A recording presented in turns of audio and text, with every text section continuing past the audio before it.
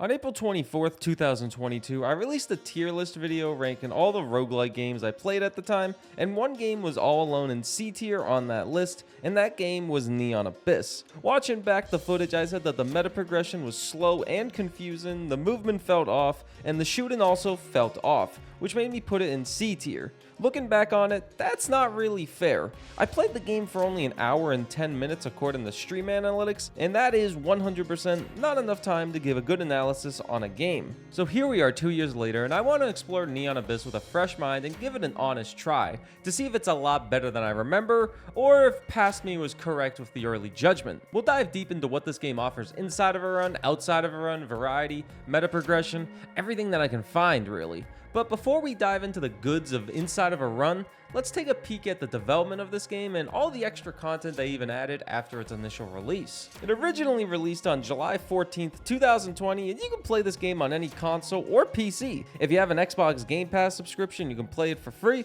but that doesn't include the multiple DLCs the game released. The first DLC released 8 days after the game came out, and it was the Lovable Rogues pack. It brings you 2 new characters to play as, and it cost about $2. And personally, I'm not a fan of DLC being released so soon after a game release, but according to Steam reviews, the DLC was free for the first few days, which is a nice addition for a couple new characters. The next DLC released was the Alter Ego DLC, which released April 1st, 2021, close to a year after the initial release, and this DLC added 10 new skins for all the characters, and those new skins all have different abilities to learn, which adds replayability to the game right there. It's like 10 whole new characters. And it's only $4. But like the previous DLC, it was free for the first few days. And then we have the final content with the Chrono Trap DLC. It was released January 27th of 2022. This added an endless game mode with a new boss and cost a solid $4. And of course, you can guess this, but it was free for the first week on release. I love the idea of releasing DLCs for free at first, as it rewards your dedicated player base for still supporting the game, even 2 years later. Granted, I'll say it depends on the DLC released. Free characters are always nice, but imagine getting all of the Call of Duty Zombie DLCs for free back in the day. That would have been nuts and unrealistic. The devs for Neon Abyss knew what they were doing with extra content, and I applaud it. Even if I had to pay for all of them while buying the game on Steam, it was probably on sale anyways. But let's quickly talk about the devs and some of their other projects. VWO Games is the team behind Neon Abyss, and they don't have much else, nor do they seem to have anything else coming up. According to their website, they've made one other game series with 2 installments called Super Phantom Cat on mobile, but you can play the second game on Nintendo Switch if you wish. But I'm so confused about these devs. They make a pretty successful game with Neon Abyss, make some DLC, but then disappear. The devs' main Twitter account has been inactive for 2 years, their YouTube channel hasn't uploaded a video in 6 years, the Neon Abyss Twitter hasn't tweeted in almost a year, and the Super Phantom Cat Twitter is suspended for God's sakes. They are still in business, as they are hiring a couple roles in China, as that's where they're located, but maybe there's some political reasoning for the inactive social media accounts. I don't know. Either way, I'm unsure of any future projects they're working on, and with that said, we can ask the old question, is Neon Abyss really good, or was I right in the past? Let's talk about Inside a Run first, as it reminds me of a combination of Binding of Isaac and Exit the Gungeon. The amount of items, room layouts, and run progression reminds me a bit of Isaac, as your first winning run is only 5 chapters long, and your next run gets extended to 6, but it caps shortly after that and does not have as much as Isaac. But not many games do, really. After clearing the game 2 times, you have a full run with 7 chapters total, and each chapter ending in a boss fight. There are a few secret chambers and 2 extra chapters that unlock if you have a certain item, but a base run can last 45 minutes to an hour, and can be relatively easy, I find. But I play on normal mode mostly. I don't need to play on hard, do I? Another similarity to Isaac is all the items available to you. Well, the basic items. You have your keys, grenades, and main currency with gold, and throughout the run you can use them to unlock doors, open chests, blow up barrels, and find secret rooms. On a really good run, you could have more keys or grenades that you know what to do with, and you just end up hoarding them. It's not a bad thing to have a whole lot of utility items like this, but I won't lie, I've had my fair share of keys wasted on a door only to get 1 single gold coin from it, and that's just a little demoralizing, especially if it's early in a run and you need to balance out your economy a bit. That is one small negative, is how lackluster rewards can be, and usually are in my case, but the potential to have such a busted run makes up for it, and I'll say lackluster rewards for the chest won't bring this game down. But what I want to talk about more is the core of this game. The core gameplay in a run is what reminds me of Exit the Gungeon, but Neon Abyss is more open and spacious compared to Gungeon. Every chapter you go through multiple rooms, and like most typical roguelites, you have your shops, some mini games, battle rooms, and of course a room filled with free items that give you a nice little buff. The jumping to me doesn't feel as fluid as Gungeon, as it's a lot harder to dodge because you don't have a dodge roll like you do in Gungeon, and all the room designs feel a bit basic at times, with some traps and some disappearing platforms. But the gunplay can make up for that, as it can be quite satisfying clearing out a room with some overpowered behemoth of a weapon that you find. While the gameplay alone is good enough to justify the purchase and get you a solid 10 to 15 hours, probably a lot more if you're really into these action platform roguelites, but there's something that's a lot more lackluster to me compared to some other roguelites.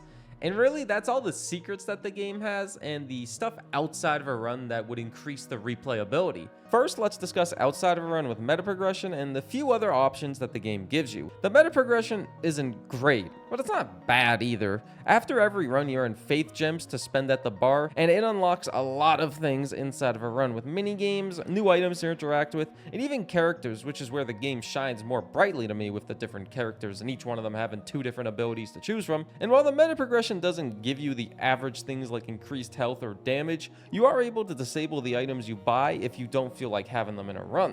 If you only want to play one mini game, you can disable all the ones you've unlocked, and I think that's a fun and unique way to help keep players engaged, as they can make a run the way they want. But all the mini games are pretty fun, I'd say, and the game has a lot of them. That damn piano somehow messes me up though. Where the game doesn't shine as bright outside of a run for me is another type of progression with Abyss Gems, which you unlock towards the end of runs with the big manager boss fights. But the first time you learn about Faith Gems is from the secretary of the bar, who you can find by going up an elevator. They say you need 20 gems to unlock something new, and it took me a good handful of runs to get them all, because sometimes you only get 2 to 3 Abyss Gems in a good run. You get them by just winning runs, but the rewards aren't really worth it. You unlock a library that shows you lore cards, which you can buy from a vending machine, and then you also unlock the 404 room, which allows you to enable small cheats. And according to the wiki, there is a good amount of cheats to unlock.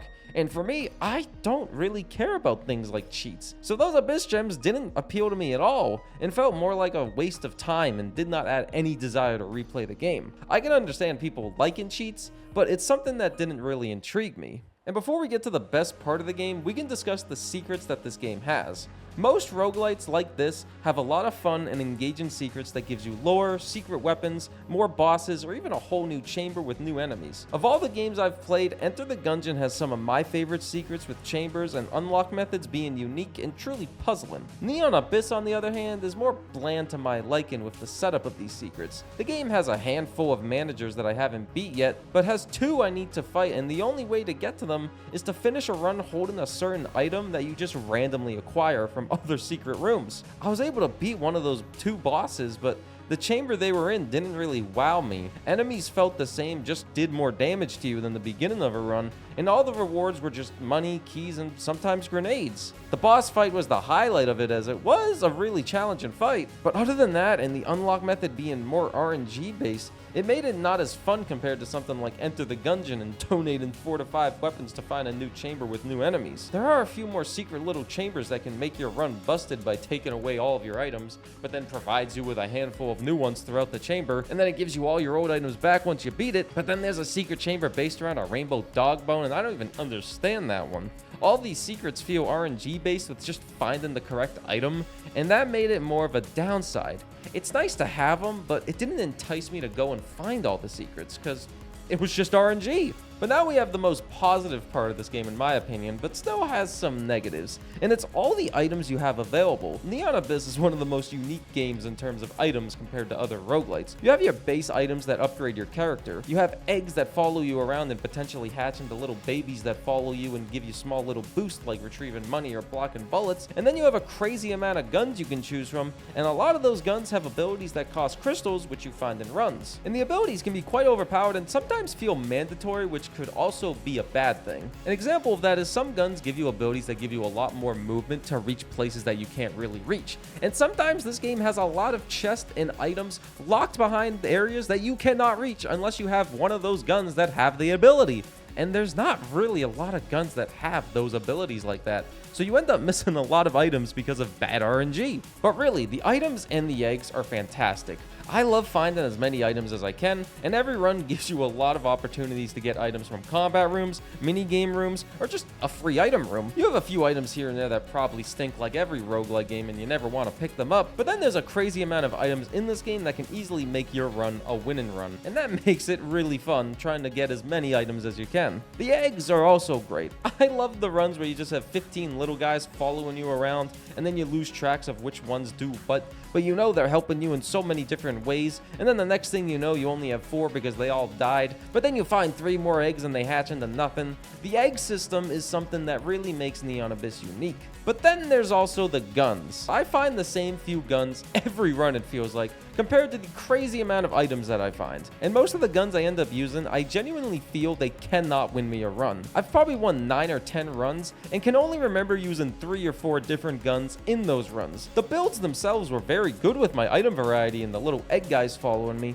but I felt the guns were lackluster compared to what the items brought to the table. It's weird as well because if you look on the wiki, there's a lot of guns, but I never seem to find any of them. Overall though, the items are a major plus to Neon Abyss, and my complaints are more so a me issue with weapons not feeling as satisfying. The game has a lot more positives than negatives. I'm not the biggest fan of the meta progression, but do like that you're able to disable what you want at any time. Nor am I a big fan of all the cheats that the game gives you if you want it, but that's the thing. I don't want those cheats, so I'll just never use them. Inside the Run is a game that has generally okay movement, lackluster rewards at times, but good combat to make up for it, and has good boss variety in every level, and some really challenging bosses towards the end game. The beginning of the game, the bosses are pretty easy. From what I've seen, you don't need to unlock any items as they all just appear in the run regardless, but I could be wrong there. Neon Abyss is a good game that I judge too harshly for the amount of time I committed to it in my video 2 years ago. I don't think it's anything super special in the roguelike genre,